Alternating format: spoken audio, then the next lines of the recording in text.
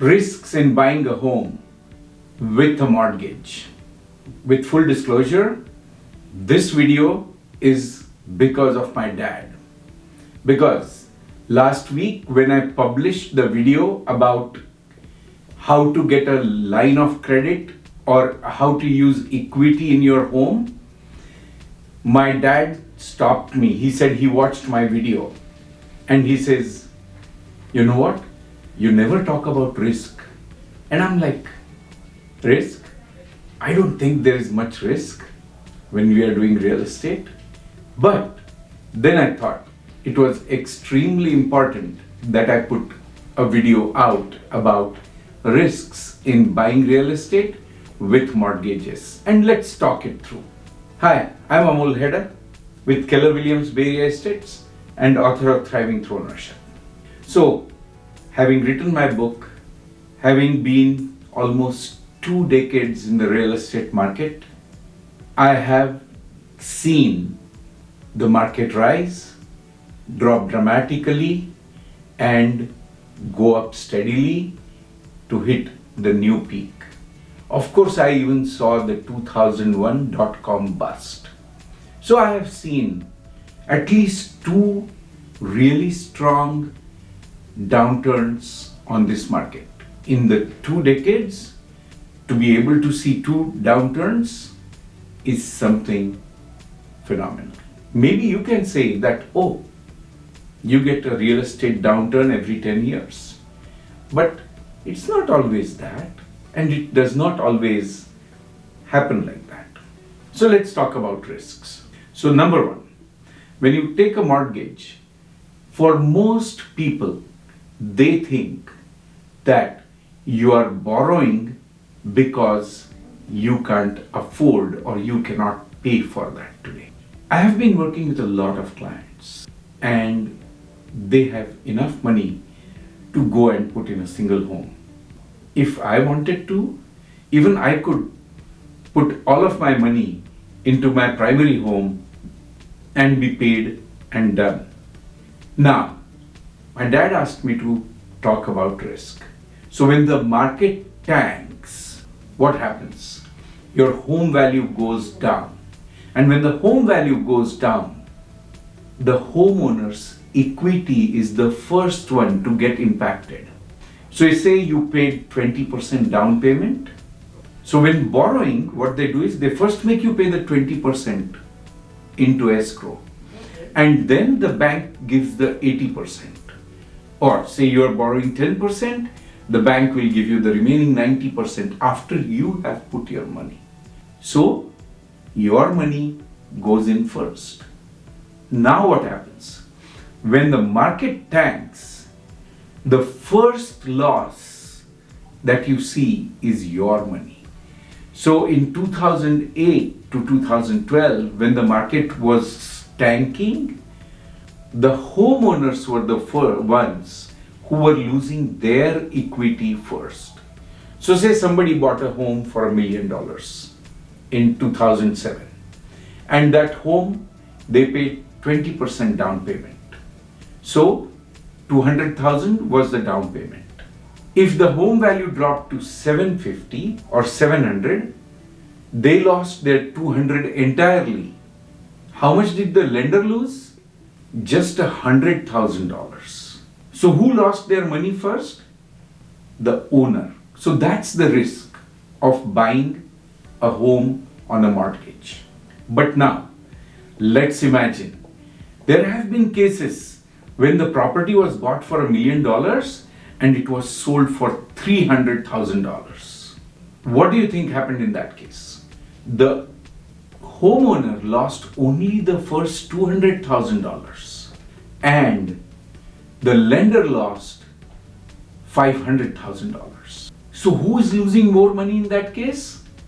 The lender. Now, I always say this, if you don't have the money, borrow the most.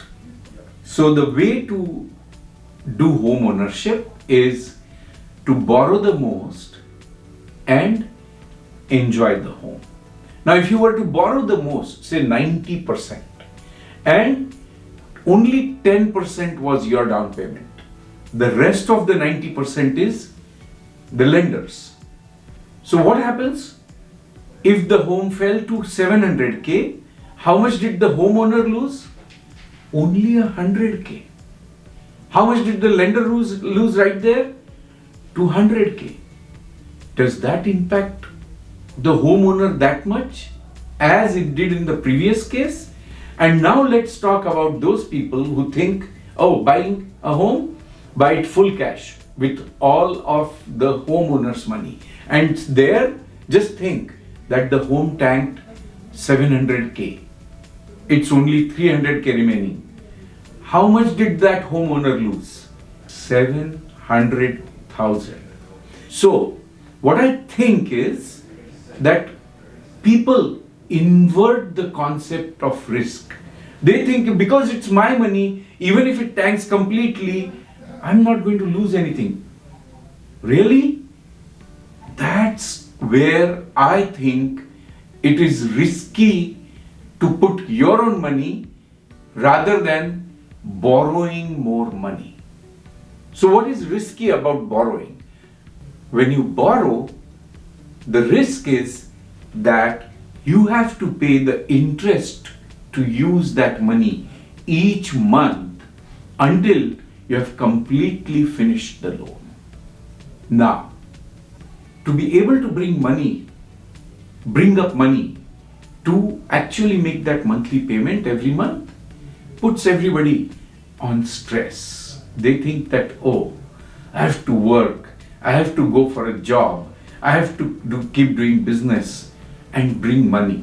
And that is the stress. Or they feel that, oh, I'm not free if I don't do this. That's the issue. I think the more you borrow, the safer you are. Now, what's the other risk? So the other risk is when people go ahead and they have a divorce, they get laid off, they have a loss of income, death, life events. So essentially, what happens when somebody dies? And say he is working. Say a non-working spouse passes. What happens? The working spouse who is making the money is still going to be able to continue to make the payment. Yes, very sorry that the non-working spouse passed away, but in terms of the life situation, there is no difference there because life goes on. But if a working spouse passes and that income goes away, you will see a severe strain on the surviving spouse, and that's risky. So when I bought my first condo for $388,000, I went and got a term life insurance for $500,000 and $500,000 for each of us, me and my wife. What that did is, if I passed away, my spouse would get $500,000 and my loan was like $360 or something, so that would pay off that and a little bit more for my child's education. That was the thinking behind it. If my spouse were to pass away, it would be the same thing. So, having an insurance is what covers you for that situation. Where, say one passes, the second one still does not have impact on their life. The surviving spouse does not have impact on their life. So, divorce, it's the same thing. If your income keeps coming, one person, I have worked with a few clients of mine that have gone through divorce situations, and for most part, I've been able to advise them in such a way that they could hold on to their property in spite of the issues that were going through. Typically, a realtor would just say, oh, here I got a deal. But that's not the way to look at life. What happens is, when life events like divorces happen, those people need counseling, they need support, and you need to be there for them in those cases. Same with job losses. One of my clients called me and said, Amol, I want to sell my house. I said, why? What happened? And he says, well, I lost my job. I said, really? But what makes you think that you have to sell the home? And he says, well, isn't that what's supposed to happen when you lose a job? And I said, no, not necessarily. You should sit together, look at your options, do the math, run the numbers, and we can figure things out.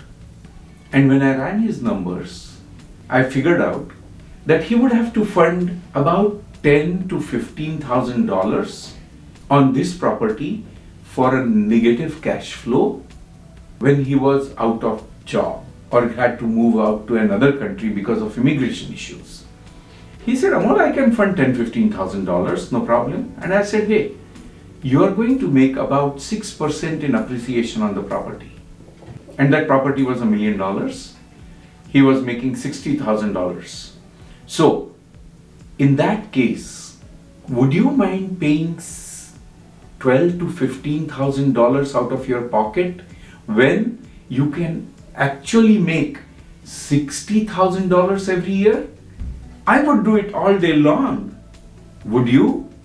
So, that's a risk. That if you lose a job, if you have a divorce, if someone dies, any of those life situations, you are probably susceptible to default and then lose your home. But for everything, if you are supported the right way, most of these things you can come through.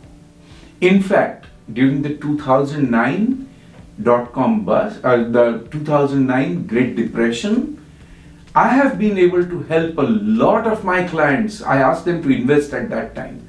And those that listened have been able to reap a lot of appreciation now in the market.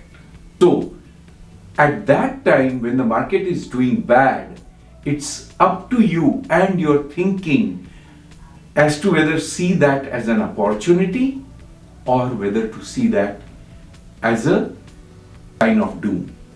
So, what are the types of risks? Risks are from life events, from economic factors like a Great Depression, a stock market tank, or financial market collapse, or something, and people cannot afford the homes. And that's when the market tanks. Now, just see now, even with the interest rates going up 3 times from their bottom, the market is holding up.